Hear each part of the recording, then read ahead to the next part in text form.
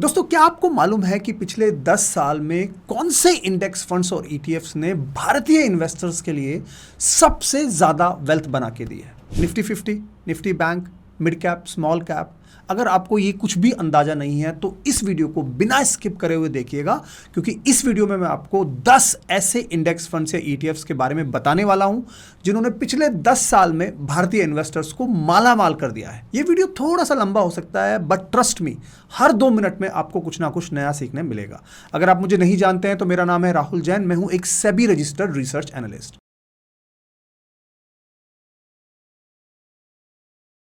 चलो वीडियो की शुरुआत करते हैं पहले इंडेक्स से, जो है नैस्डैक 100 इंडेक्स। अब आप कहोगे राहुल भाई ये तो यूएस का इंडेक्स है। बिल्कुल यूएस का इंडेक्स है, लेकिन इस इंडेक्स ने इंडियन इन्वेस्टर्स को ज्यादा रिच बनाया है as compare to US investors. आपको डेटा दिखा देता हूं। पिछले 10 साल में इस इंडेक्स ने 23% एनुअल बेसिस के रिटर्न्स प्रोड्यूस किए हैं इंडियन इन्वेस्टर्स के लिए, यानी आईएनआर में। यह डेटा है जून 2026 तक का। ओके, अब आप सबको मालूम होगा कि ऐसा क्यों हुआ है। इसका एक बड़ा रीजन ये है कि इंडिया की करेंसी आईएनआर बहुत सालों से डेप्रिशिएट हो रही है। ऑन एन एवरेज 2 से 3% का पोर्टफोलियो रिटर्न नैस्डैक 100 में ऐड हुआ है बिकॉज ऑफ इंडियन रुपीस के डेप्रिशिएशन की वजह। हमारी करेंसी वीक हुई है, इसके वजह से जो नैस्डैक के रिटर्न्स यूएस वालों को मिले हैं उससे बेटर रिटर्न्स इंडिया वालों को मिले हैं। ठीक है, 23% का एनुअल रिटर्न्स, ये फैक्ट है, इसमें कहीं कोई आर्ग्यूमेंट ही नहीं है। अब क्या आपको इस इंडेक्स में इन्वेस्ट करना चाहिए कि नहीं? एक चीज समझ लो कि ये इंडेक्स बहुत ही कॉन्सेंट्रेटेड है, high risk high reward type है। क्यों? क्योंकि अगर आप इसके टॉप 10 कंपनीज को देखोगे तो आपको पता लगेगा कि 45% ऑफ द वेटेज 10 कंपनीज लेके बैठी हैं। तो अगर ये 10 कंपनीज चलेंगी तो ये इंडेक्स चलेगा, और अगर ये 10 स्टॉक्स नहीं चले तो ये इंडेक्स हो सकता है नहीं भी चले। ठीक है, इंफॉर्मेशन टेक्नोलॉजी एक ऐसा सेक्टर है जिसमें ये 61% का वेटेज इसको मिला हुआ है। ठीक है, अगेन हैवी डिपेंडेंसी है टेक सेक्टर में। तो अगर आपको लगता है कि यूएस की टेक कंपनीज अच्छा परफॉर्म करने वाली हैं अगले 10 साल में, तो ये इंडेक्स अच्छा हो सकता है। अगर आपको लगता है कि अच्छा परफॉर्म नहीं करेंगी तो ये इंडेक्स अच्छा परफॉर्म नहीं करेगा। यहां पर आपका डिसीजन इसी बात पे बेसिस होना चाहिए कि भाई क्या यूएस की टेक्नोलॉजी कंपनीज आगे प्रोग्रेस करेंगी कि नहीं करेंगी। अब अगर आपको नैस्डैक 100 में इन्वेस्ट करना हो तो इसके 2 रूट्स हैं। पहला तो है इंडियन म्यूचुअल फंड्स, तो मेरे आप स्क्रीन पे देख सकते हैं कुछ इंडेक्स फंड्स हैं, कुछ ईटीएफ्स हैं, आप उनके थ्रू इसमें एक्सपोजर ले सकते हैं। अब देखो, इसका सबसे बड़ा फायदा है कि बहुत ही कन्वीनियंट है। ठीक है, लेकिन इसमें नुकसान क्या है? थोड़े से नुकसान है इसमें। पहला तो यह कि यहाँ पर जनरली एक्सपेंस रेशो ज्यादा होता है। दूसरा यह कि कुछ इंडेक्स फंड्स या ईटीएफ्स की एनएवी जो होती है ना, वो प्रीमियम पे ट्रेड करती है। ठीक है, और तीसरा इसमें यह भी होता है कि कई बार सेबी की लिमिट्स लग जाती हैं कि आप इनमें फ्रेश इन्वेस्टमेंट नहीं कर सकते। तो ये 3-4 चीजें होती हैं जो आपको समझनी चाहिए। अब वहीं पे मैं दूसरे ऑप्शन की बात करता हूं। आप डायरेक्टली ऐसे यूएस में लिस्टेड ईटीएफ्स हैं जिनमें आप इन्वेस्ट करके नैस्डैक 100 में एक्सपोजर ले सकते हैं। फॉर एग्जांपल, अगर आप वेस्टेड प्लेटफॉर्म पे जाएंगे, जो कि इस वीडियो के पार्टनर्स भी हैं, मैं पर्सनली वेस्टेड ही यूज करता हूं यूएस इन्वेस्टिंग के लिए। अगर आप वेस्टेड के प्लेटफॉर्म पे जाएंगे तो आपको पता लगेगा, जैसे ट्रिपल क्यू एक यहां पर टाइप करेंगे आप, तो ये एक ETF है। ये नैस्डैक 100 को ट्रैक करता है और इसका एक्सपेंस रेशियो क्या है? 0.18%। और इसमें कितना पैसा लगा हुआ है? इसकी टोटल एसेट्स है अराउंड $485 बिलियन। बहुत ज़बरदस्त वॉल्यूम ट्रेड होता है, अराउंड 20 मिलियन का ट्रेड वॉल्यूम होता है, क्योंकि ये एक ऐसा ETF है जिसमें ग्लोबली इन्वेस्टर्स इन्वेस्ट करते हैं। ठीक है, इसका एक और छोटा भाई है जिसको कहते हैं QQM। ठीक है, ये भी एक बहुत सिमिलर ETF है जो नैस्डैक 100 को ट्रैक करता है। इसमें कितना एसेट्स हैं? $104 बिलियन। इसका एक्सपेंस रेशियो क्या है? 0.15%। तो मैंने आपको दोनों ऑप्शंस बता दिए, इंडियन इंडेक्स फंड्स भी हैं और यूएस में लिस्टेड ईटीएफ्स भी हैं। आपकी चॉइस। अगर आपको कभी भी नैस्डैक 100 में इन्वेस्ट करना हो तो ये आपके लिए लिस्ट हो गई। ठीक है, तो ये हुआ पहला इंडेक्स जिसने बेहतरीन परफॉर्मेंस दी है इंडियन इन्वेस्टर्स के लिए। अब चलते हैं हमारे दूसरे इंडेक्स की तरफ जो आपको काफी सरप्राइज करने वाला है। नंबर 2 पे है Nifty alpha 50 index, not Nifty 50, Nifty alpha 50। मतलब कि ऐसे 50 स्टॉक्स जिन्होंने अल्फा प्रोड्यूस किया है पिछले कुछ समय में। ठीक है, इसकी डिटेल्स में मैं नहीं जा रहा हूं क्योंकि अगर मैं इस पे वीडियो बनाऊंगा ना तो पूरा एक वीडियो इसी पे बन जाएगा। इसके रिटर्न्स दिखाता हूं मैं आपको। पिछले 10 साल में अगर अपन डेटा देखें तो अराउंड 20.88% के एनुअल रिटर्न्स इसने प्रोड्यूस किए हैं। कोई गारंटी नहीं कि आगे भी करेगा। ठीक है, ऐसा नहीं कि पास्ट वाली परफॉर्मेंस आगे फ्यूचर में भी आएगी, लेकिन पास्ट में ऐसा हुआ है। The data can not be argued. Okay, अब देखो इसमें कंपनीज कैसी आती हैं। आप मेरे स्क्रीन पे किस तरह की कंपनीज हैं? लॉरस लैब्स है, वेदांता है, एथर एनर्जी है। ये सारी कंपनीज में क्या कॉमन है? इन्होंने बेटर परफॉर्मेंस दी है एज कंपेयर टू मार्केट। ठीक है, और ये इंडेक्स ऐसी कंपनीज को ही, ऐसी 50 कंपनीज को ही अपने अंदर समेट के रखता है। अब इस इंडेक्स का नुकसान क्या है? देखो, इस इंडेक्स का एक सबसे बड़ा रेड फ्लैग या नुकसान ये है कि इसमें स्टैंडर्ड डेविएशन यानी फ्लक्चुएशंस जो होता है ना, वो बहुत ज़्यादा होता है as compare to broad indices जैसे निफ्टी 50 हो गया। तो आप डेटा भी देख सकते हैं यहाँ पर, अल्फा के जितने भी इंडाइसेस हैं, निफ्टी अल्फा 50 है यहाँ पे 5.3 है, निफ्टी 200 अल्फा है ये भी 5.3 है। ठीक है, पॉइंट सिंपल है, अगर आपको वॉलेटिलिटी से डर लगता है तो आपके लिए नहीं है। अगर आपको वॉलेटिलिटी से डर नहीं लगता है तो आप इस इंडेक्स को जाके स्टडी कर लीजिएगा। अगर आपको लगता है कि मैं फुल वीडियो बनाऊं इनमें से किसी भी इंडेक्स पे, तो वो कमेंट में लिखते जाइएगा। ठीक है, तो ये हुआ दूसरा इंडेक्स। इसमें अब अगर आपको निवेश करना हो तो जब मैं वीडियो रिकॉर्ड कर रहा हूं तो इसमें 2 ETF भी हैं, एक कोटक का है, एक मोतीलाल ओसवाल का है। कोई भी रिकमेंडेशन नहीं है, आप दोनों को जाके चेक कर सकते हो कि इनकी लिक्विडिटी क्या है वगैरह वगैरह। ठीक है, इसमें 2 इंडेक्स फंड्स भी हैं, बंधन का और कोटक का, आप उन दोनों को भी जाके पढ़ सकते हो। तो ये हुआ निफ्टी अल्फा 50 जिसने पिछले 10 साल में बहुत बेहतरीन परफॉर्मेंस दी है और ये नंबर 2 पे आता है इसी वजह से। ठीक है, अब चलते हैं हमारे तीसरे फंड की तरफ। तीसरा है Nifty mid cap 150 momentum 50 index. Momentum index के बारे में मैंने पहले भी चर्चा करी हुई है। इसके रिटर्न्स बताऊं, पर्टिकुलरली 10 साल में 20.85% एनुअल रिटर्न्स आए हैं, very close to Nifty alpha 50।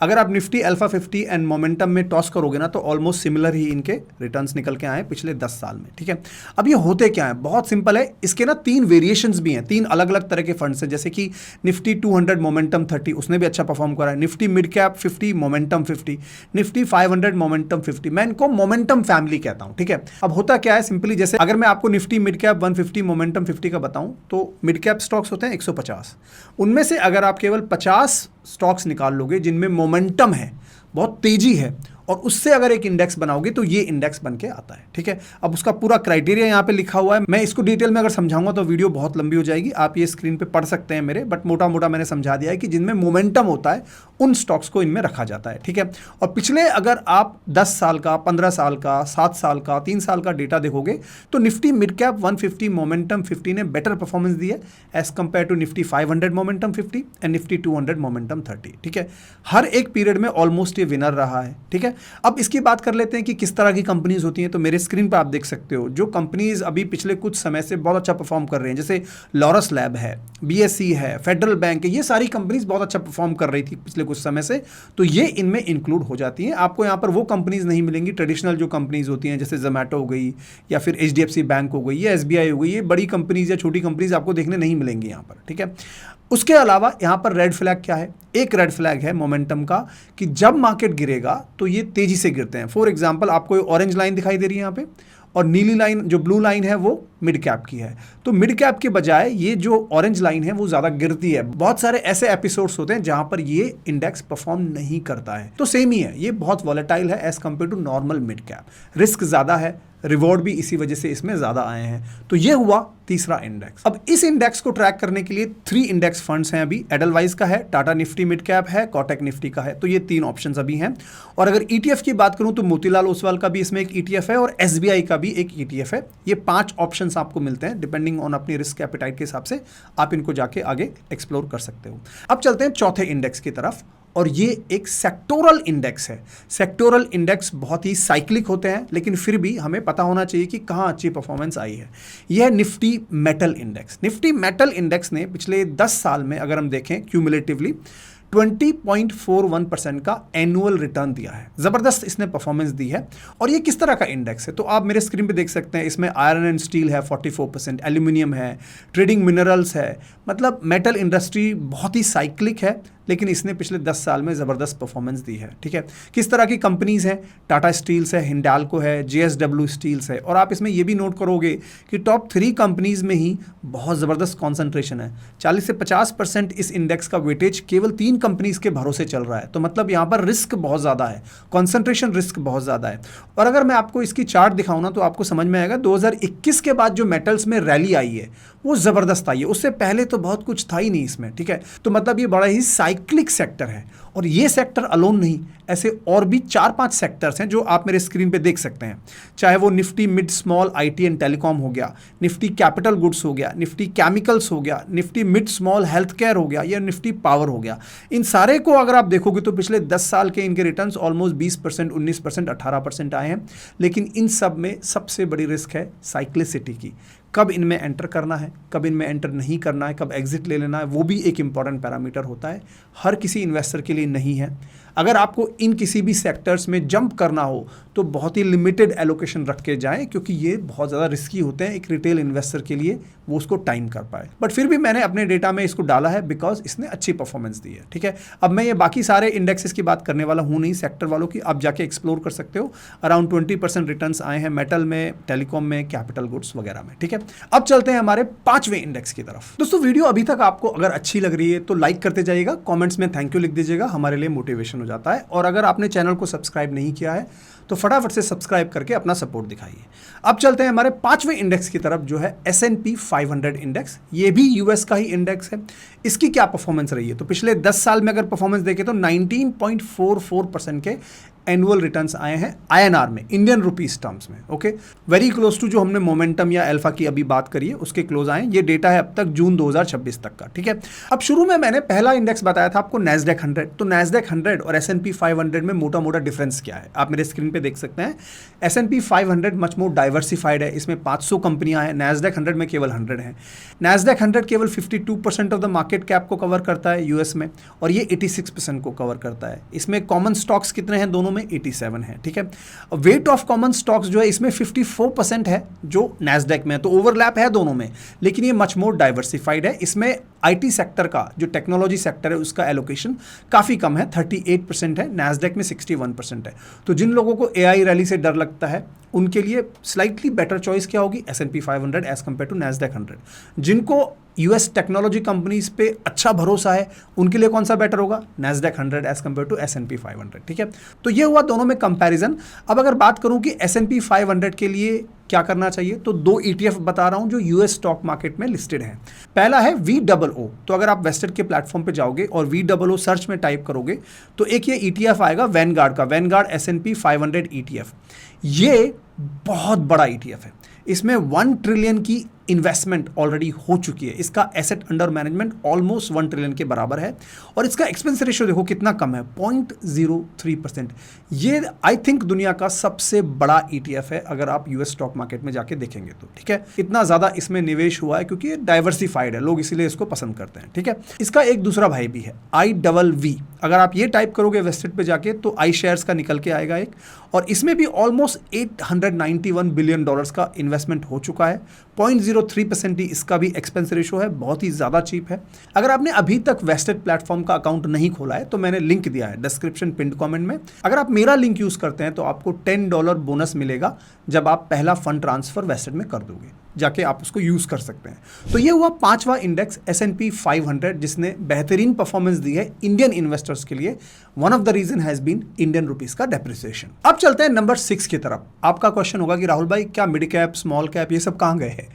हो सकता है आए मेरी लिस्ट में, देखते जाइए वीडियो को। 6ठे नंबर पे है Nifty micro cap 250 index. Okay, बेहतरीन परफॉर्मेंस है पिछले 10 साल की। आप डेटा देख लीजिए, 19.80% के एनुअल रिटर्न्स माइक्रो कैप 250 ने डिलीवर करे हैं। ये डेटा जुलाई 2026 तक का है। ठीक है, SIP अगर आप इसके रिटर्न्स देखेंगे तो भी बेहतरीन आए हैं पिछले 10 साल में, अराउंड 23% के एनुअल रिटर्न्स दिए हैं SIP बेसिस पे भी। ठीक है, ये डेटा भी जुलाई 2026 तक का है। ठीक है, अब इसका नुकसान क्या है, देखो माइक्रो कैप्स ना बहुत ज़्यादा वॉलेटाइल होते हैं। अब आप ये देख सकते हैं जो ऑरेंज लाइन है, डार्क ऑरेंज है निफ्टी माइक्रो कैप 250 की, ये आप इसका ड्रॉ डाउन देखिए। जब मार्केट गिरता है तो ये और भी तेजी से गिरता है। अभी जब ईरान वॉर हुआ था मार्च 2026 में शुरू हुआ था, जब यूएस एंड ईरान का, उस वक्त में सबसे ज़्यादा जो इंडेक्स गिरा था ना बाकी में से, स्मॉल कैप मिड कैप में से, ये यही था माइक्रो कैप इंडेक्स। बहुत तेजी से गिरा था और इसमें रिकवरी भी बहुत तेजी से हुई थी। तो दोनों ही चीज़ें हैं, माइक्रो कैप स्पेस काफ़ी वॉलेटाइल है।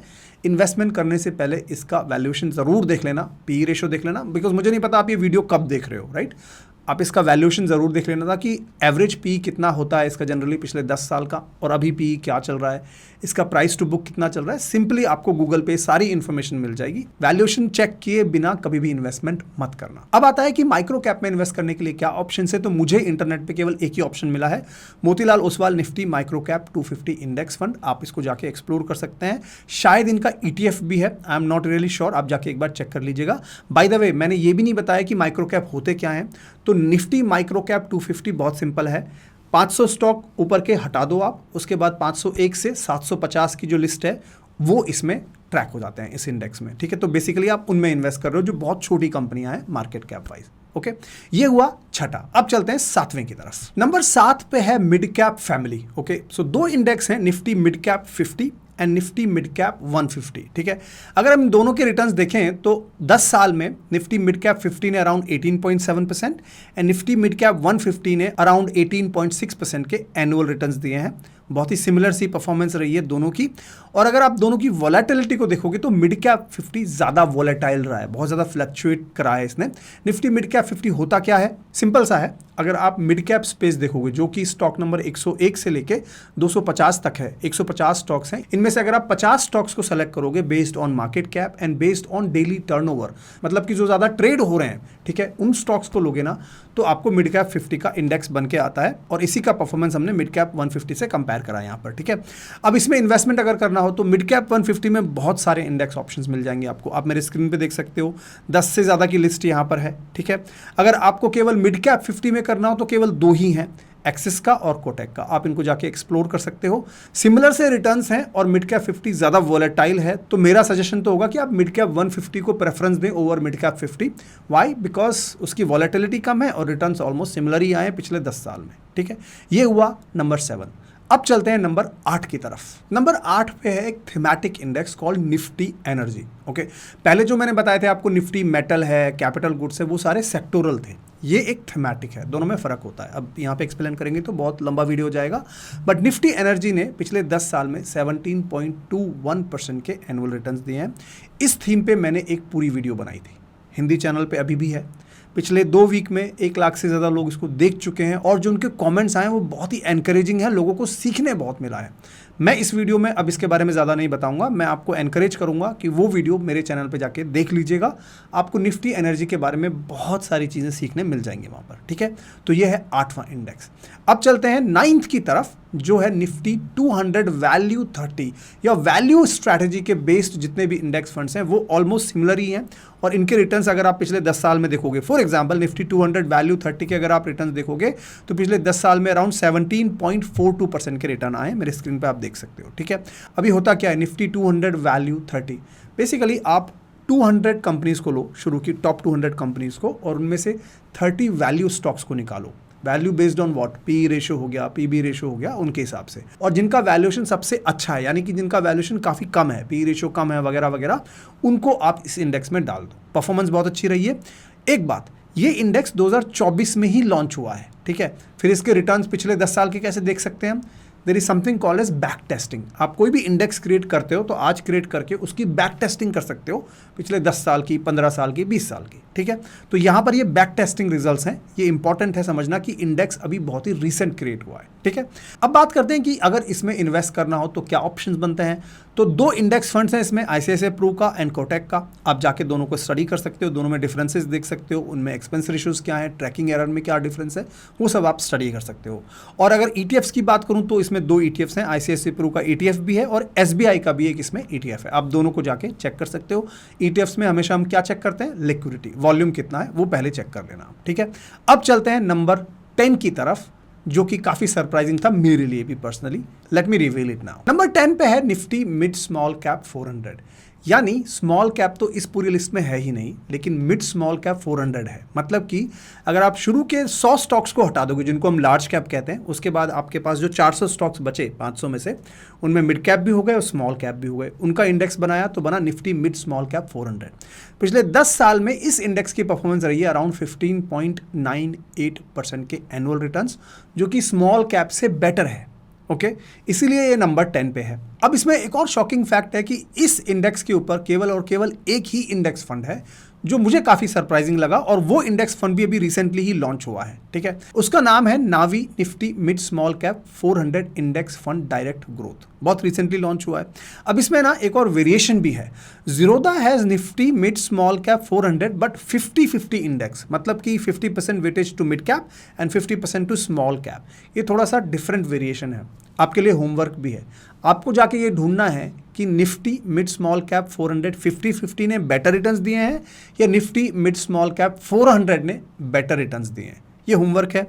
अपना होमवर्क करके कमेंट्स में ज़रूर लिखना कि आपके हिसाब से बेटर रिटर्न्स कहाँ आपको देखने मिले हैं। ठीक है। और इसमें एक और वेरिएशन है यूटीआई का Nifty mid small cap 400 momentum quality 100 index. ये मोमेंटम फैमिली का हिस्सा है, इसमें क्वालिटी भी है, बहुत सारा इसमें खिचड़ी है। मैं इसको अवॉइड करूंगा, डेफिनेटली अवॉइड करूंगा इस इंडेक्स को। क्यों? क्योंकि इसमें बहुत सारी चीज़ें मिक्स हो गई हैं। बहुत ज़्यादा स्ट्रैटेजी पे स्ट्रैटेजी लगाओगे तो पता नहीं क्या रिजल्ट निकल के आएंगे।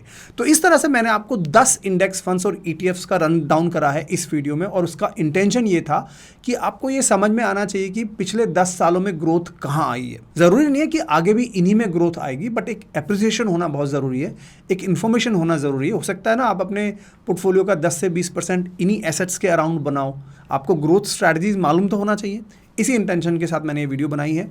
वीडियो अगर पसंद आई है तो लाइक करके कमेंट्स में थैंक यू लिख दीजिएगा और चैनल को सब्सक्राइब कर लीजिएगा, हमारे लिए बहुत मोटिवेशन हो जाता है। मैं आपसे फिर मुलाकात करूंगा, तब तक के लिए जय हिंद, जय भारत।